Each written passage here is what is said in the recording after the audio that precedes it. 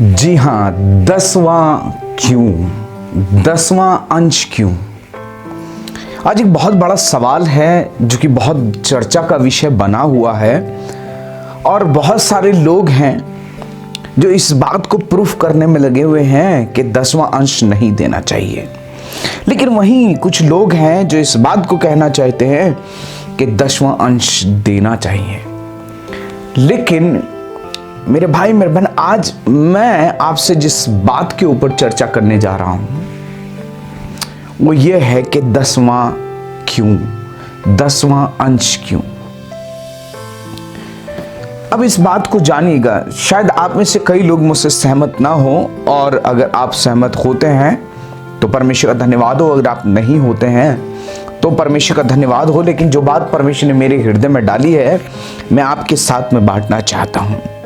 शायद आप सोच रहे होंगे कि ये कौन नया व्यक्ति है, चश्मा लगा करके बैठा हुआ है, कहां से आ गया। चलो आज इसकी भी सुन लेते हैं, ये क्या शिक्षा लेकर के आ रहा है। मेरे भाई मेरे बहन, मैं आपके सामने कोई शिक्षा लेकर के नहीं आ रहा हूं, लेकिन मैं आपके सामने एक सवाल को लेकर के आ रहा हूं, परमेश्वर के हृदय को लेकर के आ रहा हूं, जो कि आप अपने आप से पूछिएगा। जी हां, 10वां अंश ही क्यों, 10वां क्यों। मेरे भाई मेरे बहन, जब एक पति और पत्नी की शादी होती है तो उसमें वो वाचा बांधते हैं और उस वाचा के अंदर वो एक दूसरे को अपना जीवन दे देते हैं। और ध्यान रखिए, जब वो एक दूसरे को अपना जीवन दे देते हैं तो जो कुछ उनका है, जो कुछ पति का है वो पत्नी का है, और जो कुछ पत्नी का है वो पति का है। मेरे भाई मेरे बहन, परमेश्वर का वचन बताता है कि प्रभु यीशु मसीह की कलीसिया, उसकी दुल्हन मैं और आप हैं। Yes church, you are the bride of Christ. और परमेश्वर का वचन बताता है कि यीशु मसीह ने अपने आप को कलीसिया के लिए दे दिया। अब यीशु मसीह ने तो दे दिया और अपने आप को इस रीति से दे दिया, बाइबल बताता है कि हाँ, उसने मृत्यु और क्रूस की मृत्यु भी सह ली। अब बात आती है इस पत्नी की, इस कलीसिया की, जो ये कहती है कि देख, मैंने तुझे अपना प्रभु बना लिया है, तुझे अपना उद्धारकर्ता और मुक्तिदाता करके स्वीकार भी कर लिया है, लेकिन मैं तुझे 10वां दूंगी। बस दैट्स इट। 10वां जो है वो तेरा है और बाकी जो रहेगा वो मेरा है। क्या आपकी पत्नी या आपका पति आपके साथ इसी रीति से करते हैं? क्या कोई पत्नी है जो ये कहती कि मैं तुम्हें 10वां दूंगी? मेरे भाई मेरे बहन, सोचने वाली बात है, जो वाव है। जब तक आप पूरी रीति से नहीं देते, आपको सिर्फ 10वें की बात नहीं है, ये पूरा का पूरा परमेश्वर का है। मुझे और आपको 10वें तक सीमित नहीं रहना है। मैं कोई शिक्षा लेकर के नहीं आ रहा हूं, कोई रीति लेकर के आपके पास नहीं आ रहा हूं, लेकिन मेरे भाई मेरे बहन, मैं आपसे कहना चाहता हूं, प्रभु को 10वां नहीं, परमेश्वर को पूरा चाहिए। कई लोग हैं जो इस बात को प्रूव करने की कोशिश करते हैं कि यीशु मसीह ने 10वां अंश लेने वालों को लिए, उनको हाय कहा, और बाइबल के अंदर नए नियम में कहीं भी ये नहीं कहा गया कि तुम 10वां अंश दो। तो मेरा सवाल ये है, मुझे एक वर्ष बताओ जहां ये लिखा हो कि तुम 10वां अंश ना दो।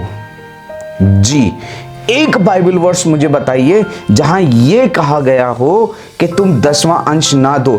अब वो इस बात को कहते हैं कि मत्ती रचित सुसमाचार उसका 23 अध्याय और 23वें वचन में प्रभु यीशु मसीह ने फरीसियों और शास्त्रियों के ऊपर हाय कहा, और इस बात के लिए हाय कहा कि तुम पुदीने और सौंफ और जीरे का 10वां अंश तो देते हो, परंतु तुम व्यवस्था की गंभीर बातों को अर्थात न्याय और दया और विश्वास को छोड़ दिया है। चाहिए था कि इन्हें भी करते रहते और उन्हें भी ना छोड़ते। इसका मतलब प्रभु यीशु मसीह कह रहा है सिर्फ 10वां अंश काफी नहीं है। परमेश्वर को सिर्फ 10वां नहीं चाहिए, प्रभु को मेरा और आपका पूरा जीवन चाहिए। कई बार हम ये सोचने लगते हैं 10वां अंश दे दिया तो अब स्वर्ग मेरा और मेरे बाप का, क्योंकि मैंने परमेश्वर के ऊपर कर्जा चढ़ा दिया। और कई लोग यही सिखाते भी हैं। बहुत तरीके की शिक्षा है, ये है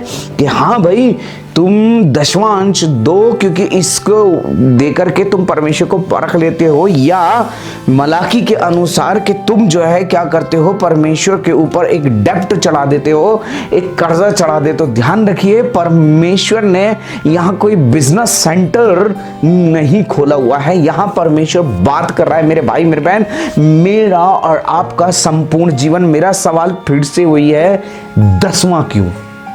परमेश्वर तो पूरा मांग रहा है, परमेश्वर को पूरा चाहिए।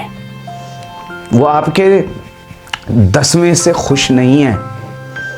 और ये 10वां देने के बाद आप ये ना सोचो कि आपने परमेश्वर को ऊपर कर्जा चढ़ा दिया है और अब परमेश्वर को चुकाना पड़ेगा क्योंकि आपने परमेश्वर के ऊपर कर्जा चढ़ा दिया। नहीं मेरे भाई मेरे बहन, ये 10वां असल में है क्या? ये 10वां जो है ये कोई नियम नहीं है, ये कोई कानून नहीं है, लेकिन 10वां जो है, जो बाइबल मुझे और आपको बताती है, ये प्रेम है। आप अपने प्रेम को प्रकट करते हो परमेश्वर के प्रति, परमेश्वर के कार्य के प्रति, परमेश्वर की महिमा के लिए।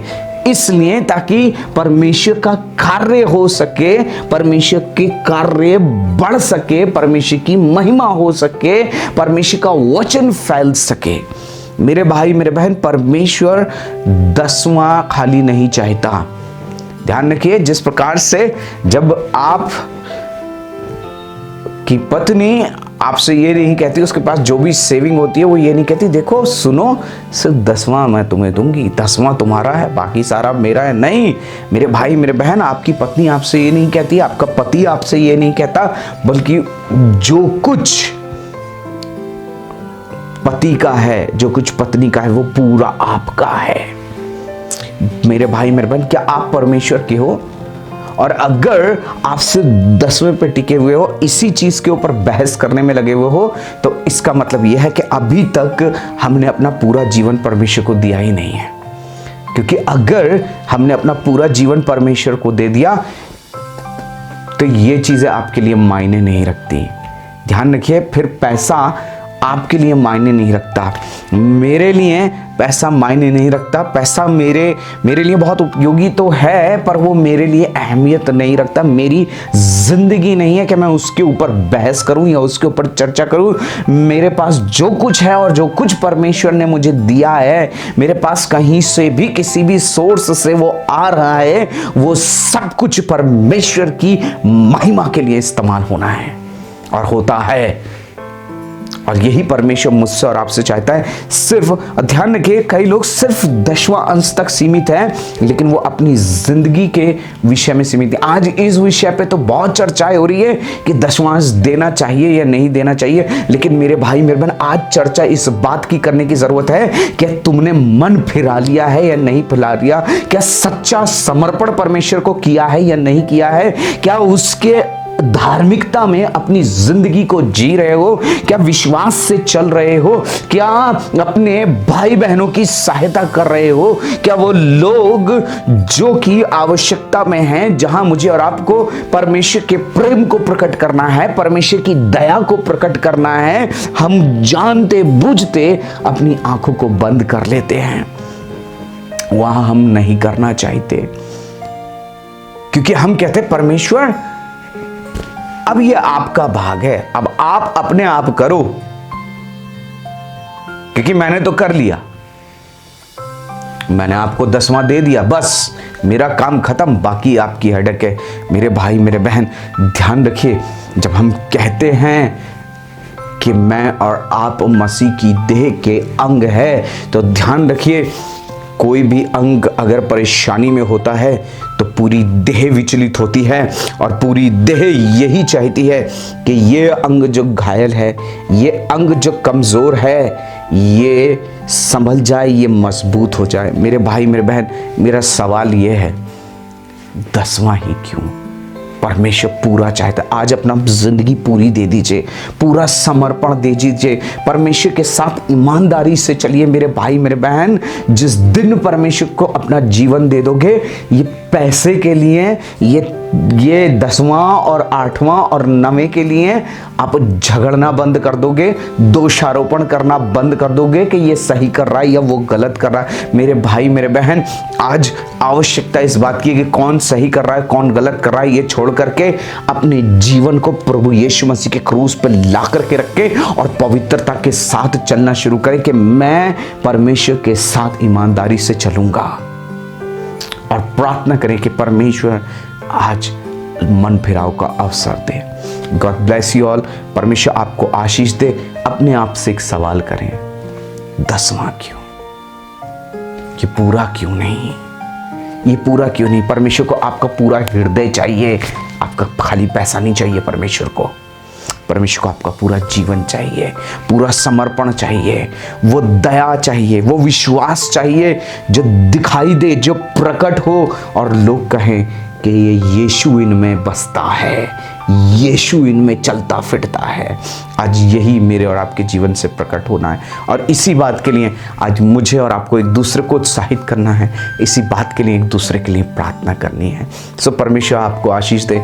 God bless you. आप सभी को जय मसीह की।